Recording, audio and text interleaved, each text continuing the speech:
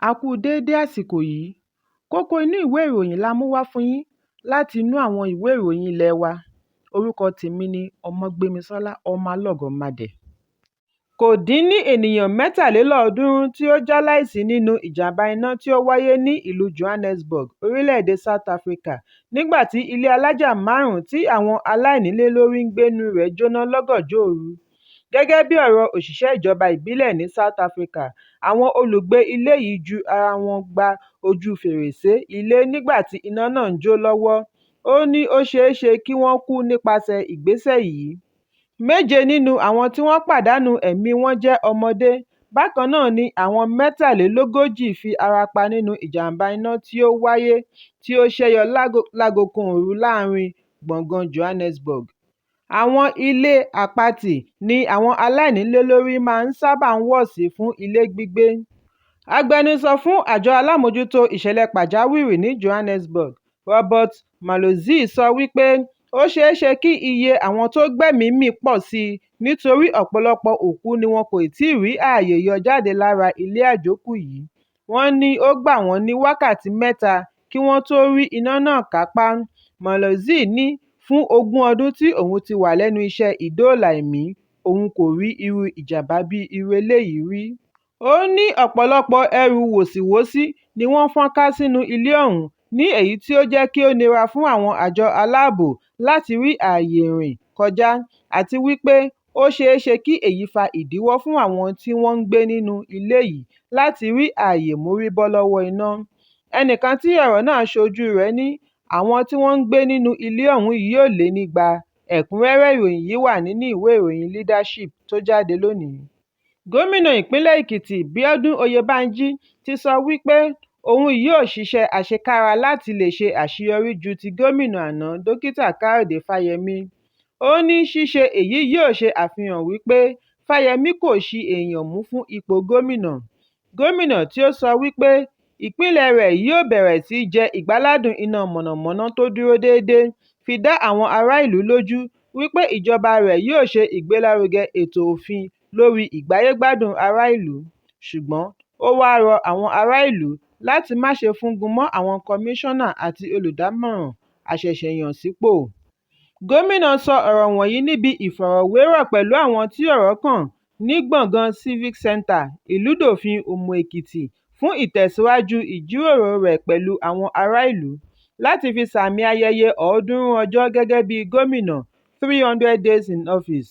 Oyèbánjí gbóríyìn fún àwọn ìṣáájú rẹ̀ fún iṣẹ́ ribiribi láti mú ìdàgbàsókè bá ìpínlẹ̀ Èkìtì. Nígbà tí ó ń ṣe àpọ́nlé Fáyẹmí, ó ní kò sí ìyàtọ̀ nínú ìjọba Fáyẹmí àti tìsín. Ó wá dúpẹ́ lọ́wọ́ gbogbo àwọn gómìnà àtẹ̀yìnwá fún akitiyan wọn. Ẹ̀kúnrẹ́rẹ́ ìròyìn yìí wà nínú ìwé ìròyìn The Nation tó jáde lónìí. Ó ti ń rúgbó bọ̀ ní ìpínlẹ̀ Ogun bí a ṣe gbọ́ wípé àwọn alága kánsù jáwé gbélé-ẹ̀ fún alága ìjọba ìbílẹ̀ Ìlà Oòrùn Ìjẹ̀bú Wálé Adédayọ̀ látàrí wípé ó fi ẹ̀sùn kan gómìnà ìpínlẹ̀ Ògùn Dàpọ̀ Abíọ́dún wípé ó darí owó àyàsọ́tọ̀ láti ọ̀dọ̀ ìjọba àpapọ̀ sí ibòmíràn. Akọ̀ròyìn jábọ̀ wípé àwọn ọlọ́pàá àti jàǹdùkú ya wọ ilé ìjọba ìbílẹ̀ ní Ògbèrè lówùúrọ̀ òní Ọjọ́bọ̀ pẹ̀lú èròǹgbà àti fi alága sí àhámọ́. Adédayọ̀ ni ó kọ lẹ́tà sí gómìnà àná fún ìpínlẹ̀ Ògùn Ṣẹ́gun Ọ̀ṣọ́bà àti àjọ alámòjútó ìwà ìbàjẹ́ àti ìṣòwò ìlú kúmọkùmọ Economic and Financial Crimes Commission EFCC níbi tí ó ti fi ẹ̀sùn kan gómìnà Dàpọ̀ Abíọ́dún wípé ó darí owó ìlú. Abíọ́dún sẹ́ ẹ̀sùn yìí nígbà tí ó tẹnumọ́ wípé ìjọba rẹ̀ á tún máa fi owó kún owó tí ìjọba àpapọ̀ yà sọ́tọ̀ fún àwọn ìjọba ìbílẹ̀ kí ó lè tó wọn ná. Ṣùgbọ́n ṣàdédé la gbọ́ wípé lọ́sàn-án ọjọ́ Ìṣẹ́gun ni gbogbo àwọn alága kánsù pẹ̀lú adarí wọn Ọ̀nàrẹ́bù Babátúndé Ẹ̀mílọ́lá Gazal dọ̀bálẹ̀ níwájú gómìnà Abíọ́dún tí wọ́n sì ń bẹ̀bẹ̀ fún ìdáríjì ẹ̀ṣẹ̀. Wọ́n ṣe àfihàn fídíò yìí káàkiri orí ẹ̀rọ ayélujára ní èyí tí ó túbọ̀ mú kí àwọn ará ìlú túbọ̀ bu ẹnu àtẹ́ lu gómìnà. Bí ó tilẹ̀ jẹ́ wípé Adédayọ̀ tí ó ṣe àfisùn yìí wà lára wọn síbẹ̀, òwúrọ̀ Ọjọ́bọ̀ òní ni àwọn alága kánsù gbé ìgbésẹ̀ yíyọ ẹsẹ̀ Adédayọ̀ lẹ́kù. a gbọ́ wípé àjọ ọ̀tẹlẹ̀múyẹ́ DSS ránṣẹ́ sí i lórí àfisùn tako gómìnà. Lórí ẹ̀rọ abánidọ́rẹ̀ẹ́ Facebook ni Adédáyọ̀ ti fìdí ẹ̀ múlẹ̀ wípé lóòótọ́ ni àwọn jàǹdùkú ya sí ilé ìjọba. Bákan náà ni àwọn alága kánsù ṣe ìkéde wípé àwọn ní kí ó lọ rọ́kúnlé fún oṣù mẹ́ta látàrí àfisùn ìtakoni. Wọ́n ní kí ó yẹ̀bá kí àwọn lè ráàyè ṣe ìwádìí lórí oríṣiríṣi ẹ̀sùn tí wọ́n fi kan Adédáyọ̀.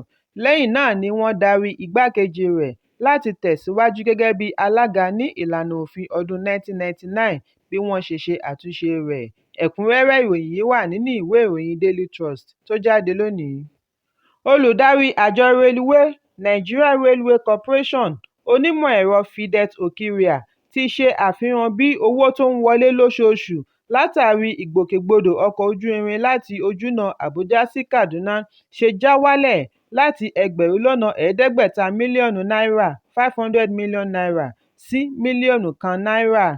Ìròyìn jábọ̀ wípé àwọn agbébọn rí ààyè fi bọ́ǹbù sínú ọkọ̀ ojú irin Àbújá sí Kaduna tí wọ́n sì rí ààyè pàtó ọwọ́ wọn láàrin Katari sí Rijana.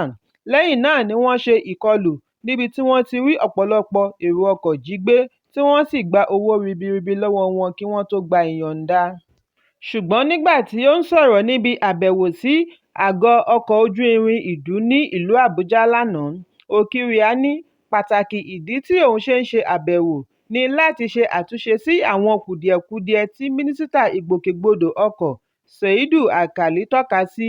Lára rẹ̀ ni ẹ̀rọ agbénigòkè àti owó àwọn aláàbò. Okiria tẹ̀síwájú wípé ẹ̀ẹ̀mẹwàá lójúmọ́ ni àwọn máa ń ná ojú náà, ṣùgbọ́n ní báyìí ẹ̀ẹ̀mejì lẹ́yìn ìṣẹ̀lẹ̀ ìkọlù. Ó ní aago 6 òwúrọ̀ sí aago 10 alẹ́ ni àwọn fi ń ṣiṣẹ́ tẹ́lẹ̀, ṣùgbọ́n ní báyìí aago 6 ìrọ̀lẹ́ ni àwọn ń ṣíwọ́ iṣẹ́. Okiria ní àwọn ń retí ìgbà tí ètò ààbò yóò fún àwọn ní ààyè láti bẹ̀rẹ̀ sí ṣiṣẹ́ bíi tàtẹ̀yìnwá. Ẹ̀kúnrẹ́rẹ́ ìròyìn yìí wà nínú ìwé ìròyìn Daily Trust tó jáde lónìí. Lónìí ni ilé ìgbìmọ̀ asòfin ìpínlẹ̀ Ogun ké sí olùṣirò àgbà Accountant General pẹ̀lú gbogbo ọmọ ẹgbẹ́ ìgbìmọ̀ ìṣàkóso owó Joint Account Allocations Committee (FAAC) láti farahàn níwájú rẹ̀ lórí ẹ̀sùn owó ìjọba ìbílẹ̀. Níbi àpérò ni agbẹnusọ Ọlákúnlé Olúọmọ ti darí àwọn tí wọ́n pè láti farahàn ní aago 1 ọ̀sán ọ̀la ọjọ́ Ẹtì.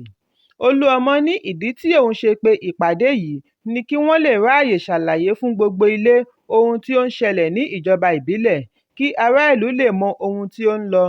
Ó ní èyí yóò fún ilé ìgbìmọ̀ ní àǹfààní láti mọ ohun tí ó ṣẹlẹ̀ kí wọ́n sì gbé ìgbésẹ̀. Ó wáá rọ gbogbo àwọn tí ọ̀rọ̀ kàn láti pa òfin mọ́ káàkiri, pàápàá jùlọ ní ìjọba ìbílẹ̀ Ìlà Oòrùn nítorí òun gbọ́ wípé ìfẹ̀hónúhàn ṣẹlẹ̀ níbẹ̀. Ẹ̀kúnrẹ́rẹ́ ìròyìn yìí wà nínú ìwé ìròyìn Punch tó jáde lónìí. Ikọ̀ ọlọ́pàá ìpínlẹ̀ Anambra ti fi ọwọ́ ṣìnkún òfin mú àwọn afurasí ikọ̀ ẹlẹ́ni mẹ́rin tí wọ́n kúndùn láti máa já ṣọ́ọ̀bù láàrin ìpínlẹ̀. Wọ́n ṣe àfihàn yìí nínú àtẹ̀jáde òní tí agbẹnusọ ọlọ́pàá Tochukwu Ikenga buọwọ́ lù. Wọ́n ní ikọ̀ ọlọ́pàá láti ẹkùn Ògìdì ni ó ṣe ìkọlù sí wọn ní àná lẹ́yìn ìtanilólobó. Ikenga ní àwọn afurasí mẹ́rẹ̀ẹ̀rin tí wọ́n wá láti ìpínlẹ̀ Ebonyi ni wọ́n mú pẹ̀lú ọkọ̀ alùpùpù méjì, ẹ̀rọ amúnáwá jẹnẹrétọ̀ ńlá méjì, wheelbarrow kan, ẹ̀rọ amómitutù ńlá kan deep freezer, báàgì ìrẹsì 3 àti irinṣẹ́ tí wọ́n fi ń gé irin iron cutters 2. Nínú ìfọ̀rọ̀wánilẹ́nuwò ni àwọn afurasí ti jẹ́wọ́ wípé lóòótọ́ ni àwọn já ilé ìtajà kan ní Nanka, ìjọba ìbílẹ̀ Àríwá Orumba, ìpínlẹ̀ Anambra láti jí àwọn nǹkan wọ̀nyí.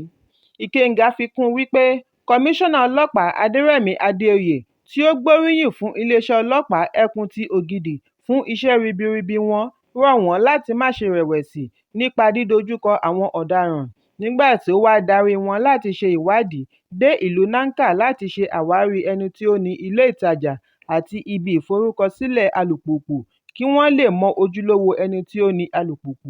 Lẹ́yìn ìwádìí kí wọ́n taari àwọn afurasí wọ̀nyí lọ ilé-ẹjọ́. Ẹ̀kúnrẹ́rẹ́ ìròyìn yìí wà nínú ìwé ìròyìn Punch tó jáde lónìí. Kókó inú ìwé ìròyìn tòní kò ní jù báyìí lọ. Ẹ pàdé mi lọ́la fún àkọ́tún ìròyìn. Kí a tó lọ, ẹ má ṣaláì fi àríwísí yín ránṣẹ́, ìyẹn comment, kí ẹ sì bá wa subscribe sí ojúnà wa lórí YouTube kí Kókó Inú Ìwé Ìròyìn lè máa tẹ̀ yín lọ́wọ́ ní kíákíá.